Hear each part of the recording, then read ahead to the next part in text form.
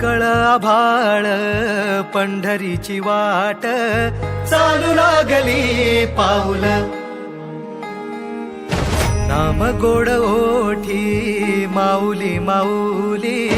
अंतरी भेटीची चाहुल मोकळ आभाळ पंढरीची वाट